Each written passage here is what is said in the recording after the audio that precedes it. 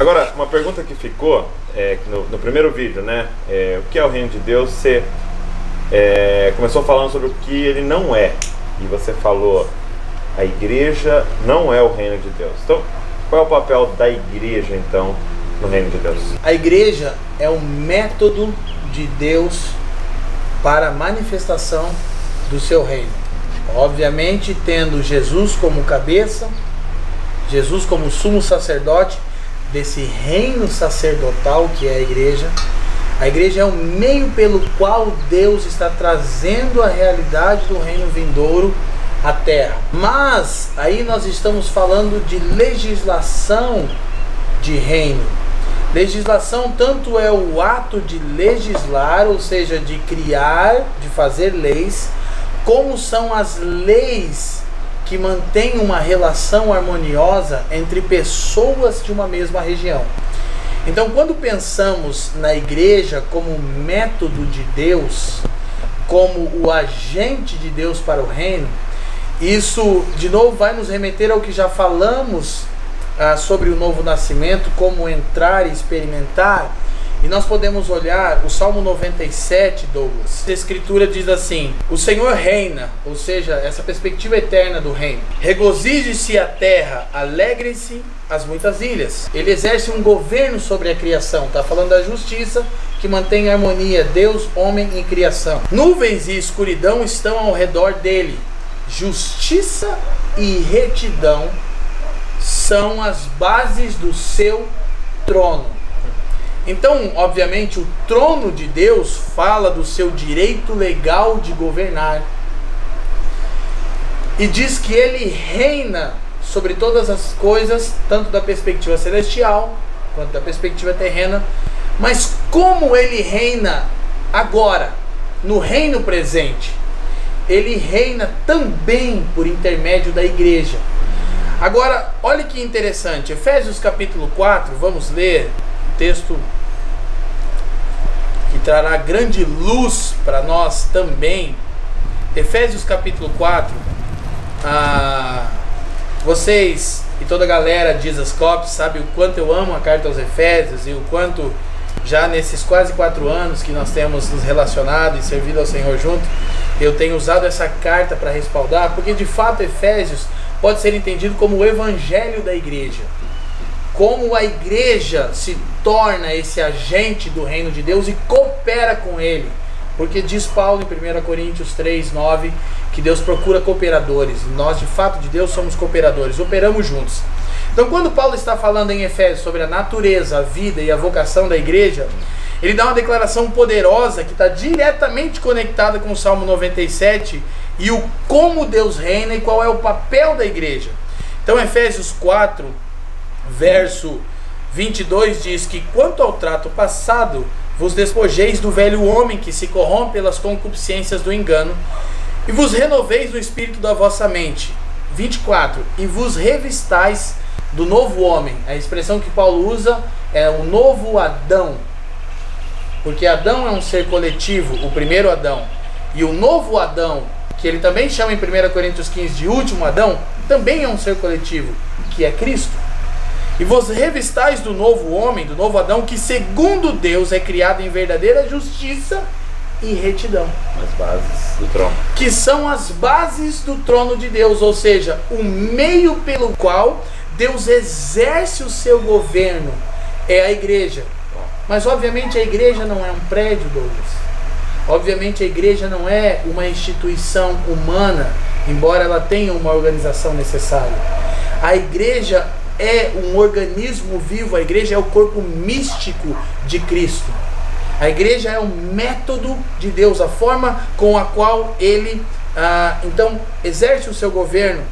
E isso fala desse processo que nós já mencionamos nos vídeos anteriores, do novo nascimento, do nascer do Espírito e do nascer da água, do nascer do alto, de sermos um novo tipo de homem, pelo qual Deus exerce governo.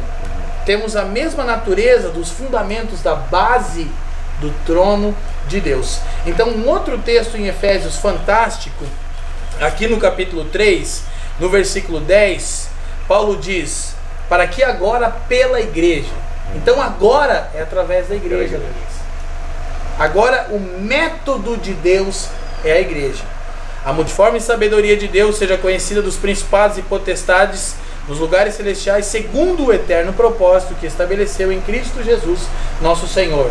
Ou seja, na economia de Deus, na forma de administrar o que Paulo chama de eterno propósito, ele colocou a igreja como um meio, como um agente, obviamente unida a Cristo, que é o cabeça, como um meio pelo qual ele vai governar, e a sua sabedoria, a manifestação do seu poder vai ser trazida à evidência tanto a seres celestiais quanto a terrenos. Então é fantástico nós pensarmos que nós como igreja precisamos ser um novo tipo de homem, um novo tipo de gente. Precisamos de fato entrarmos nessa realidade. E é muito interessante também pensarmos que o Sermão do Monte, o mais abrangente e poderoso ensino de Jesus, Mateus 5, 6 e 7, também fala das leis do reino. E em Mateus 5:20, Jesus disse: a vossa justiça não excederem muito a dos fariseus e a dos escribas, de modo nenhum entrareis no reino dos céus. Agora ele está falando de uma perspectiva vindoura. Então você entra no reino futuro a partir da justiça. E exceder em justiça, ele vai explicar, por exemplo, no Sermão do Monte: se te obrigarem a ir 1 milha, vá 2. Se te pedirem a capa, dê também a túnica. O que ele está dizendo? Por exemplo, na questão da milha, um soldado romano tinha autoridade para obrigar que alguém andasse 1 milha carregando qualquer carga. Então o que Jesus está dizendo é: vá 1 milha a mais, para demonstrar para ele que você está sujeito a uma autoridade maior do que ele. E isso é muito fantástico. Esse é o desafio da igreja: exceder em justiça. Se você tem 2 túnicas e alguém, se você tem uma túnica, perdão, e alguém te pede, dê também a capa. E ele diz: dá ao que te pede emprestado. Uau. De fato, esse novo tipo de gente, Douglas, é chamado a andar, como diz 2:5 de Filipenses, no mesmo sentimento que houve em Cristo Jesus. Abrir mão, e é na nossa renúncia, essa é a coisa fantástica da legislação do reino, que é quanto mais serviço, quanto mais sacrifício, mais autoridade, mais poder. Sem renúncia, sem servir, sem sacrificar, sem poder, sem autoridade. Quanto mais nos submetemos ao governo de Deus, quanto mais Ele reina em nós, mais poder, mais autoridade nós temos. E isso de fato é muito relevante nós pensarmos, porque o que é autoridade, Douglas? Jesus disse que foi dado a Ele toda a autoridade. Como nós vimos no primeiro vídeo, Ele é o homem nobre que foi uma terra para receber posse, para ser coroado, para receber autoridade, direito de governar. Agora, a autoridade, ela está em Deus, ela é um fluxo. Então, a autoridade é direito legal de representação. Isso é autoridade, e é isso que faz o Senhor ficar maravilhado com a resposta daquele centurião que disse que seu servo estava perecendo em casa e rogou ao Senhor que o curasse. O Senhor disse: vamos até a sua casa. Ele disse: eu não sou digno que você entre na minha casa, mas diga apenas uma palavra. Diga apenas uma palavra e ele será curado. E ele diz assim: porque eu também sou homem sujeito à autoridade. Ele não disse eu tenho autoridade. Ele disse eu também, como você, sou alguém sujeito a uma autoridade. Quando eu digo a esse vai, ele vai. Quando eu digo a esse vem, ele vem. O que ele estava dizendo? Que sempre que eu estou posicionado no fluxo correto de autoridade, o centurião está dizendo, a minha palavra tem o mesmo peso do imperador. Porque eu represento ele. Porque eu o represento. Então a autoridade é direito legal de representação. E o que faz o Senhor exclamar e dizer uau! Em outras palavras, eu nunca vi tanta fé em Israel. Mas ele diz: uau, você entendeu que eu me movo numa autoridade de outra pessoa? E eu tenho poder, que é o que? É a autoridade manifestada. Isso é o poder. Porque eu estou sujeito à autoridade. Então a autoridade é direito legal de representação. Como também já falamos no vídeo anterior, o senso correto missional que a igreja tem é de em cooperação com Deus e com Cristo, e isso terá de fato um volume maior no reino milenar, na vinda do reino, que é descrito em Apocalipse 20, mas desde já começamos a redimir toda a criação, toda a ordem criada em cooperação de Deus, porque nos foi dado esse direito legal de representação. Então, 2 Coríntios capítulo 5, vamos ler por favor. Paulo constrói uma teologia fantástica sobre isso. Ele vai dizer no versículo 18, primeiro, vamos ler, o 17 é fantástico, é muito conhecido, fora do contexto. O 17 diz assim: se alguém está em Cristo, nova criação é. E as coisas velhas já passaram, e eis que tudo se fez. Olha a dinâmica do reino. Se alguém está em Cristo, já é nova criação. A palavra aqui não é criatura, é criação, porque ele está fazendo a menção àquilo que João declara em Apocalipse 21. Eu vi novos céus e nova terra. Em Cristo, o futuro é agora. Então Paulo diz que prosseguia para as coisas que estavam diante dele, não adiante.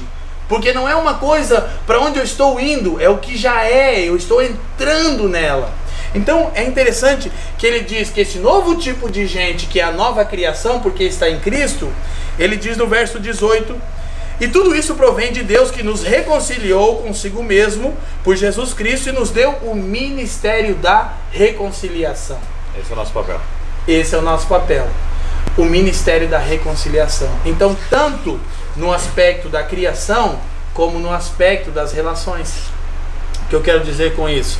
O ministério da reconciliação é também conectado com o que ele diz em Colossenses 1:20, que por meio de Cristo e da igreja, que então é o corpo de Cristo, o Pai está reconciliando consigo todas as coisas. Agora, uma das coisas que eu quero mencionar, antes de seguirmos o texto, para entendermos uma das razões pela falta dessa autoridade expressada em poder, é porque nós não entendemos que nós somos chamados e temos o ministério da reconciliação. Então cooperamos com Deus para que todas as coisas celestiais e terrenas sejam reconciliadas, e o ministério da reconciliação dos homens para com Deus e do próximo para com o demais, né? O outro, no caso. Agora, o que é interessante é que, assim como Jesus disse assim, assim como o Pai me enviou, eu também vos envio. Nós queremos manifestar o poder sem entender que o envio primordial do Pai para o Filho foi para reconciliar os homens com Ele, sanar a dívida do pecado e promover reconciliação. E é esse sentimento que traz poder. Nós vemos isso no paralítico, na ocasião quando abrem o telhado e descem aquele rapaz então paralítico, e Yeshua olha para ele e diz: perdoados estão os teus pecados. E as pessoas pensam: ué, mas ele é um paralítico, isso não resolve o problema dele. Sim. E ele diz: já que vocês estão, cogitando nas suas mentes se eu tenho ou não esse direito de fazer o que eu estou fazendo, ele diz: para que vocês saibam que o Filho do Homem tem poder para quê? Perdoar pecados. Para perdoar pecados. Eu te digo, levanta e anda. É só uma evidência do ministério da reconciliação. Uau. Então, quando nós aprendemos a perdoar pecado, e vou além, é uma coisa que temos que pensar, porque entendendo a igreja como uma mesma natureza com Cristo, quando ele ressuscita e ele sopra o Espírito sobre os discípulos, esse é o primeiro envio. Porque a pergunta é: o Espírito veio sobre eles em Atos 2? Sim, mas veio primeiro em João 20. Ele diz: recebei o Espírito Santo, e diz assim: os pecados de quem vocês perdoarem serão perdoados, e os pecados de quem vocês retiverem serão retidos. Então o primeiro envio nosso é o ministério da reconciliação, é representarmos Deus, porque a autoridade é direito legal de representação. Antes do poder manifestado é a reconciliação, que fala, repito, da reconciliação do homem para com Deus, do homem para com o homem, e da criação para com Deus e para com o homem, ok? Mas primeiro aprendemos o ministério da reconciliação, que aí ele então é seguido de poder, os sinais e as evidências do reino, e de que a igreja é o que Paulo vai dizer nos próximos versículos, quando ele segue aqui dizendo assim: isto é, Deus estava em Cristo reconciliando consigo o mundo. Aqui é cosmos. Aqui não é era, como estamos falando, aqui é cosmos. Ele está reconciliando em Cristo toda a ordem criada. Por quê? Porque quando Deus criou, Ele deu um decreto sobre tudo o que criou. E o que diz Gênesis? E viu Deus que era bom. E Deus não muda de ideia. Ele está redimindo todas as coisas. Não lhes imputando os seus pecados, e pôs em nós a palavra da reconciliação, de sorte que somos embaixadores. A igreja é a embaixada do reino. Embaixadores de Cristo, como que se Deus por nós rogasse. Rogamos-vos, pois da parte de Cristo, pois da parte de Cristo, que vos reconcilieis com Deus. Então a igreja não é o reino de Deus, a igreja representa o reino de Deus. Eu gosto de dizer que a igreja vivendo adequadamente é uma antecipação do reino de Deus. Uau. Essa é a missão da igreja e ela é um método. Então ainda para fecharmos o pensamento sobre o que lemos em Efésios 3:10, agora pela igreja, a multiforme sabedoria de Deus se tornará conhecida dos principados e potestades dos lugares celestiais. A igreja é a intercessão. A gente precisa repensar alguns conceitos. Intercessão é intersecção, é estar entre. Então tudo que é dito sobre a igreja na doutrina neotestamentária é que o que ela é em Cristo, nos lugares celestiais. Onde são os lugares celestiais? Entre o céu e a terra. Ela é a intersecção, porque ela é o corpo do Messias. Ela é o meio pelo qual Jesus continua operando a vontade do Pai de trazer o seu reino. E isso é fantástico para pensarmos. E quando olhamos os escritos de Lucas, podemos colocar assim, para então trazer luz para esse assunto sobre a missão da igreja. Lucas primeiro escreve sobre as obras de Cristo por meio do seu corpo físico, por meio de Jesus. O Cristo agindo por meio do homem Jesus. É Lucas. Em Atos, é o Cristo agindo por meio do seu corpo místico e espiritual, a igreja. Segue sendo tudo centralizado nele, para a vontade do Pai, por intermédio da igreja. A igreja é o método de Deus, o agente de transformação, o veículo, a intersecção, para que o reino de Deus se manifeste na terra, vivendo os valores e excedendo em justiça.